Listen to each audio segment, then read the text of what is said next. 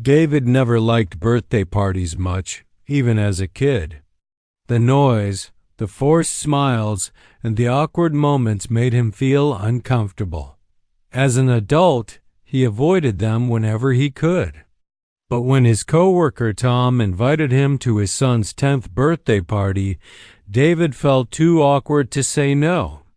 Tom was a friendly guy at work, always helping David with projects and sharing snacks during lunch breaks. Saying no felt rude, so David told him he would come. Tom smiled and said, "Great, it'll be a small backyard party. We'd love to have you there." David forced a smile back, even though deep inside he didn't want to spend his Saturday at a child's party with people he didn't really know. On Saturday, the sky was a light gray and the air felt heavy, like it was about to rain but never did. David drove to Tom's neighborhood, which was in a quiet suburban area with neatly cut lawns, white fences, and the same types of mailboxes lined up in a row. It was the type of neighborhood that felt safe, where neighbors waved at each other in the morning and kids rode bikes on the sidewalks.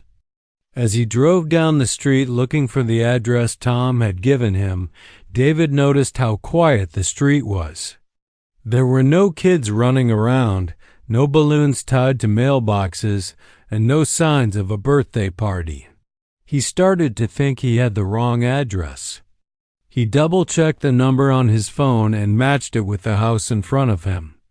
It was a pale yellow house with dark blue shutters and a small front yard with a single tree. David parked on the side of the road and turned off the engine, sitting in his car for a moment, trying to build up the energy to walk in. He expected to hear the sounds of laughter, kids yelling, or maybe music, but it was oddly quiet.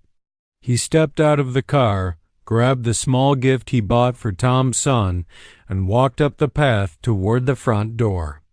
The grass was neatly trimmed, and the flower beds were clean, but there was something about the stillness that made David feel uneasy, like the air was holding its breath. As he reached the front porch, David raised his hand to knock, but before he could touch the door, it slowly opened on its own. Standing there was Tom's wife, Sandra. David had only met her once before at a work gathering where she seemed polite but quiet. She was wearing a plain gray sweater and jeans, and her hair was tied back in a loose ponytail. She smiled at David, but her smile didn't reach her eyes. Her eyes looked tired, with dark circles underneath, as if she hadn't slept in days. And her skin looked pale against the dark interior of the house behind her. "Hi, David," Sandra said, her voice soft but calm. "Come in. Everyone's in the back." David tried to smile back, feeling a strange chill run down his back as he stepped past her into the house. The first thing he noticed was how clean the living room was, almost too clean. The carpet was spotless, the furniture perfectly arranged, and there were no signs of a birthday party inside. There were no scattered balloons, no wrapping paper, and no loud noises. The only sound was a faint cartoon playing somewhere in the house, the voices of the characters echoing through the hallway in a distant, muffled way. As David stood there, unsure of where to go, Sandra closed the door quietly behind him and walked past, motioning for him to follow her. "They're all in the backyard," she said again, walking down the hallway toward a sliding glass door at the back of the house. David followed, holding the small gift in his hands, looking around the house as he walked. He saw family photos on the walls, but most of the pictures were old, showing Tom, Sandra, and a young boy who David assumed was their son. In every picture, the boy looked cheerful, wearing party hats, hugging his parents, and smiling with missing teeth. David reached the sliding door, and Sandra slid it open, letting in a cold breeze that made the curtains move slightly. David stepped out into the backyard, expecting to see kids running around, balloons tied to chairs, and the loud sounds of a party. Instead, what he saw made him pause for a moment. There were a few kids in the backyard, maybe 5 or 6, but they weren't laughing or shouting like he expected. They were moving around quietly, almost in slow circles, not playing with each other but looking around as if they were waiting for something. Every so often, one of them would look at David with a blank expression before looking away. Tom was standing near a small grill, flipping burgers with a metal spatula, but he didn't look up or call out to David. He just nodded once without smiling, his eyes fixed on the grill as smoke rose up in the air, mixing with the cold breeze. The air smelled of burnt meat, and underneath it was another smell that David couldn't place, like melted plastic or something sweet that had gone bad. A single piñata was hanging from the tree in the middle of the yard, swaying gently even though there was no wind. It was shaped like a donkey, with bright colors that seemed out of place in the gray backyard. It creaked as it moved, the rope stretching and pulling with each sway, making a soft scratching sound that made David's skin crawl. David stood there, holding the gift, feeling out of place. The quietness of the party, the strange behavior of the kids, and the cold, heavy air made him feel like something was wrong. He tried to tell himself it was just a normal party, that maybe the kids were tired or shy, and that he was overthinking it. But deep down, David felt that he had stepped into a place where something was not right, and he couldn't shake the feeling that he was being watched, not just by the kids, but by something else, hidden in the quiet corners of the backyard. David stood in the backyard, holding the small gift in his hands, trying to understand what felt so wrong about this party. He watched the kids move around quietly, not laughing, not yelling, just walking in slow circles near the tree with the piñata. Every now and then, one of the kids would glance at him, their eyes empty, before looking away as if they didn't see him at all. The piñata swayed slowly above them, creaking on its rope, making a small scratching sound that mixed with the smell of smoke in the air. Tom was standing at the grill, flipping burgers, but he didn't greet David. He didn't smile or wave, just nodded once without looking away from the food. The smoke rose in thick waves, and David smelled something off in the air, like plastic burning mixed with the scent of overcooked meat. The grill made a soft hissing sound as fat dripped onto the coals, making the smoke even thicker. Tom's face looked tired and pale in the gray light of the afternoon. His eyes focused on the grill like he was trying to keep himself busy. David felt awkward standing there, so he walked over to Tom, trying to start a conversation to break the silence. "Hey, Tom, need any help with the grill?" David asked, forcing a smile, trying to act normal even though he felt like something was watching him from the corners of the yard. Tom didn't look up, just shook his head slightly. "No, we're good," he said, his voice flat and quiet. David nodded and stepped back, looking around the yard for a place to sit. There were a few plastic chairs near the fence, but they were empty, and the cold breeze made David hesitate to sit down. He noticed a table set up with party hats, paper plates, and a birthday cake. But the cake was still in its box, untouched, and there were no drinks or snacks around it. The tablecloth was a bright blue color with cartoon characters on it, but the colors looked too bright against the gray sky and the empty yard. Then David saw something that made him freeze for a moment. Near the back fence, standing completely still, was a clown. The clown was facing away from everyone, holding a red balloon that was half deflated, drifting low to the ground. The clown's costume was dirty, with faded colors and small tears in the fabric. Its shoes were large and muddy, and the white makeup on the back of its neck was cracked. The clown wasn't moving at all, just standing there, holding the balloon. Facing the fence like it was in a trance, David felt a cold chill run down his back. He looked around, expecting someone else to notice the clown, but no one seemed to see it. The kids kept moving in their slow circles, and Tom kept flipping burgers, the smoke rising higher into the air. Trying to act casual, David walked back toward Tom and asked, "Hey, is that clown part of the entertainment?" Tom didn't look up. For a moment, it seemed like Tom didn't hear him at all, but then Tom spoke, his voice even quieter than before.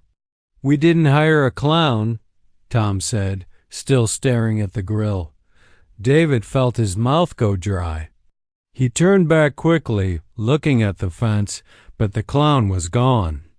The only thing left was the red balloon, now lying flat on the grass, slowly rolling across the yard as the breeze moved it.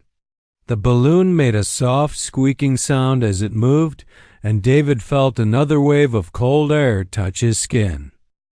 David's heart started to beat faster, and he rubbed his arms, trying to shake off the uneasy feeling building in his chest. He looked around the yard again, but everything looked the same except for the missing clown. The kids were still there, but they had stopped walking in circles. Now they were standing in a small group under the tree, looking up at the swaying piñata, not moving, not talking. Their eyes looked dark from a distance, and their faces were blank, like they were waiting for something to happen. David took a deep breath, telling himself that maybe he was seeing things, that maybe it was a neighbor in a clown suit playing a prank, or maybe it was part of the party that Tom forgot to mention. But deep down he knew it wasn't normal. The cold air, the strange smell, the quiet kids, and the clown that disappeared were not part of a normal birthday party. David felt the urge to leave, to get in his car and drive away, but he didn't want to look rude, and he didn't want Tom to think he was acting strange. So he forced himself to stay, standing in the yard, watching the kids, waiting for someone to speak or for the party to start feeling normal. But the longer he stood there, the heavier the air felt, like it was pressing down on him, making it hard to breathe. David glanced back at Tom, who was now placing burgers on a plate, his face still expressionless.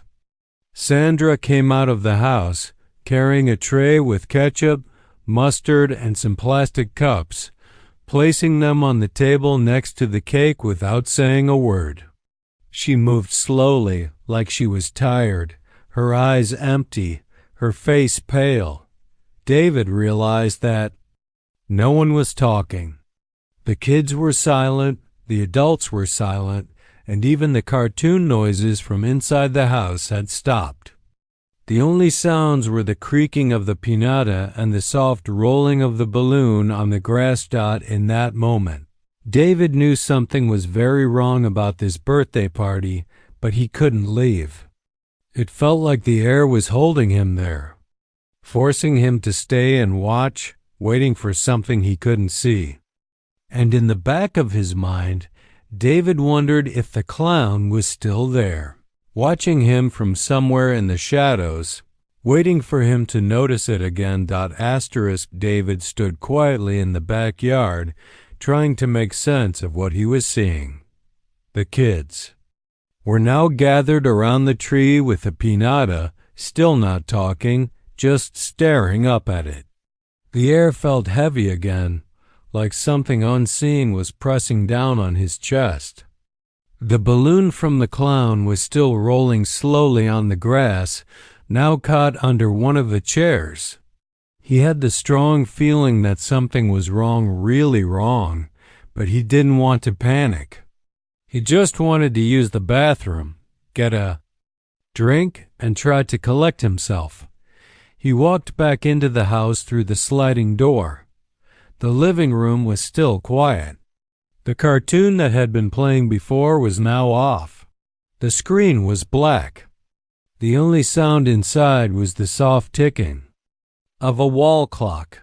He looked around and saw the hallway leading to the bathroom. As he walked toward it, the hallway seemed darker than before, like the lights were dimmed even though it was daytime. David opened the bathroom door and stepped inside. He washed his hands, splashed water on his face, and stared into the mirror. He looked pale. His eyes were wide, and he realized he was holding his breath. He let out a shaky exhale and turned off the faucet. Just then, he heard something.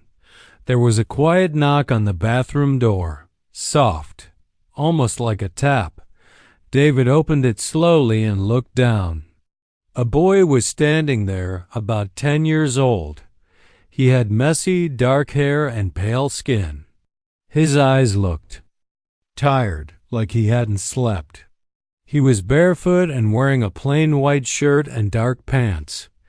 "Can you help me find my mom?" the boy asked in a low whisper. David paused. "Who's your mom, buddy?" The boy didn't answer. He just turned and started walking down the hallway. David followed, thinking maybe the boy was one of Tom's son's friends.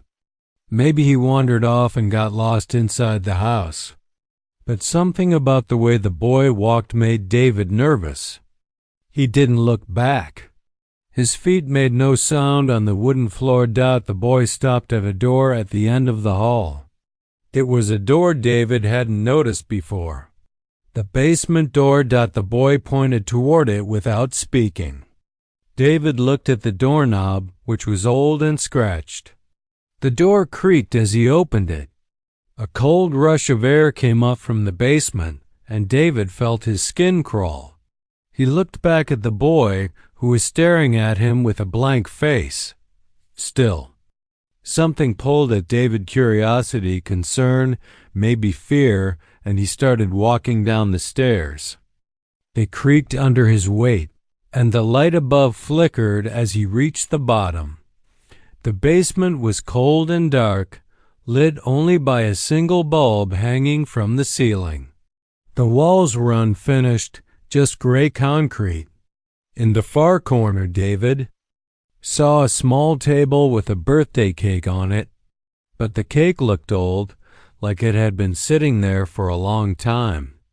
The frosting was cracked, and the candles had melted completely, leaving wax puddles on the table.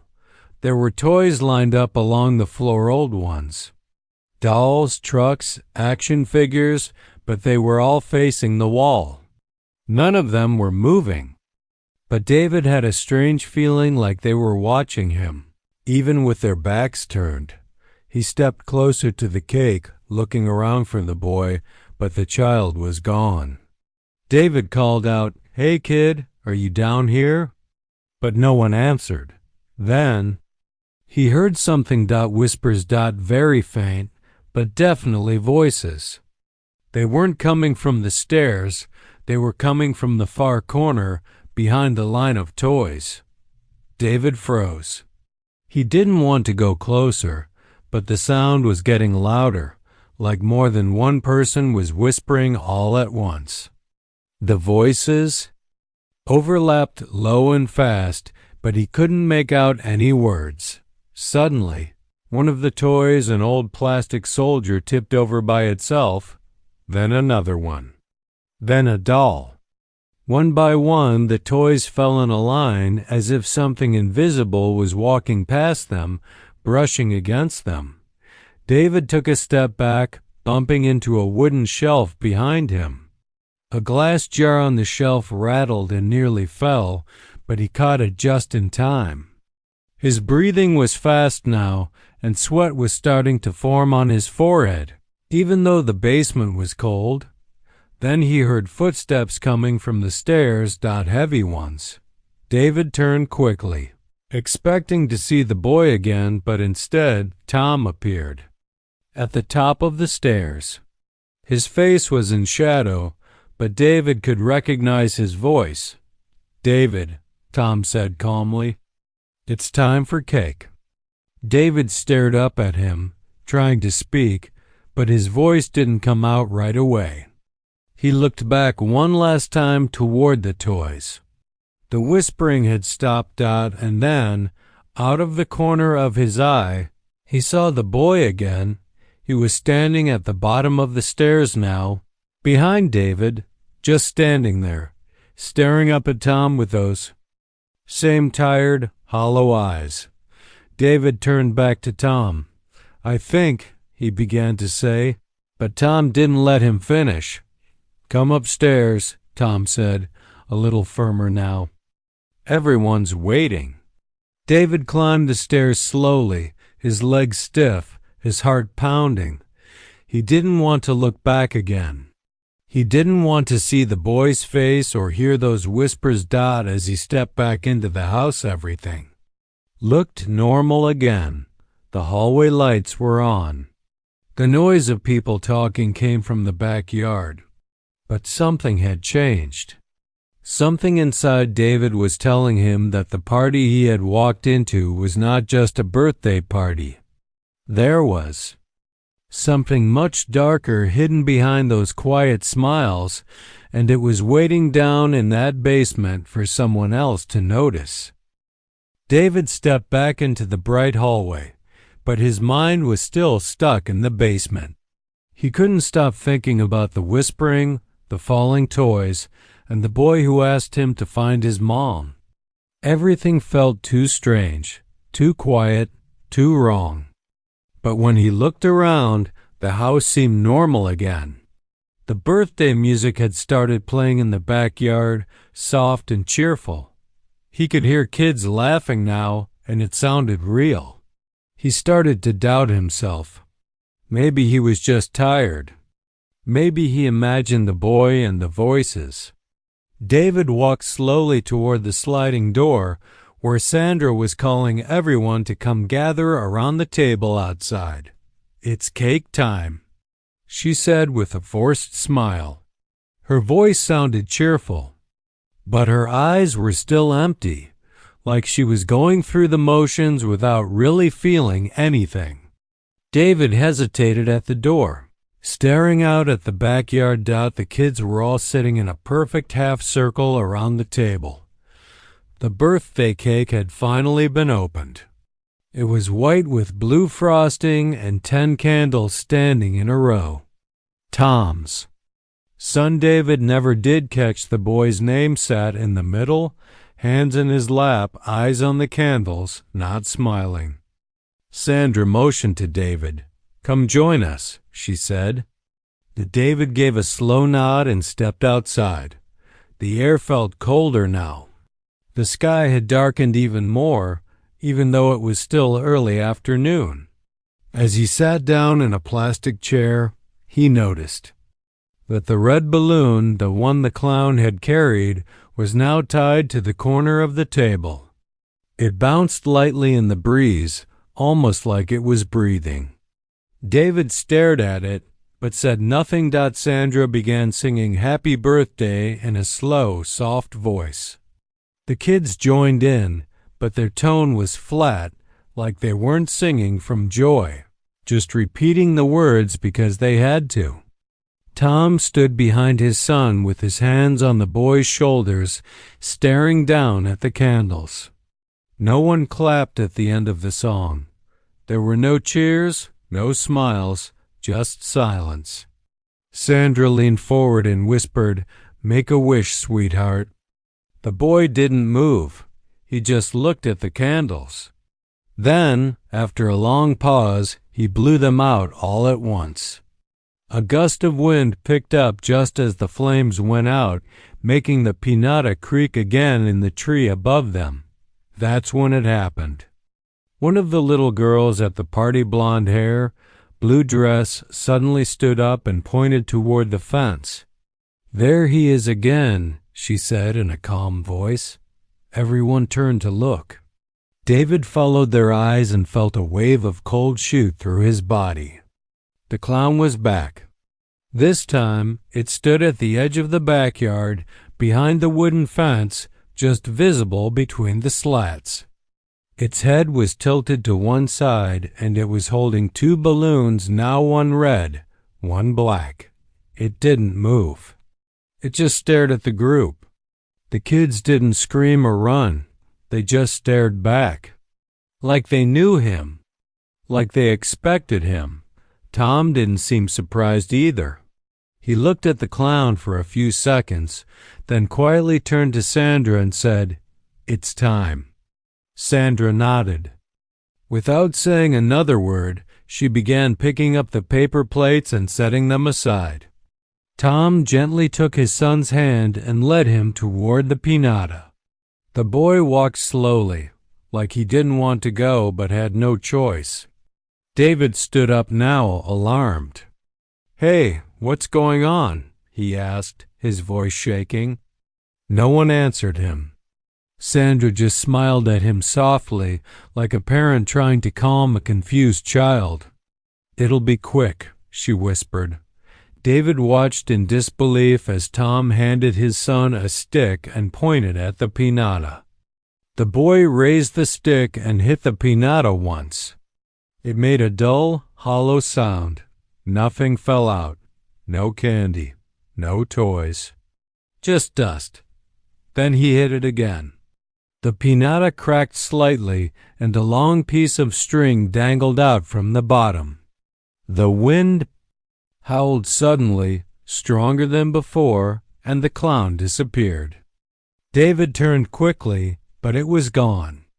Only the two balloons remained, slowly floating down into the yard.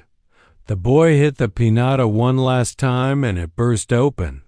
But there was no candy inside. There were old photos, yellowed and torn, falling to the grass. And tiny bones. Dozens of tiny bones. They spilled onto the dirt like beads from a broken necklace. David's heart stopped. The kids didn't flinch. Some of them even smiled. Tom put his hand on his son's back and said, "Good job." The boy nodded once. Then he looked up right at David. "You shouldn't have come," the boy said in a voice much older than his age.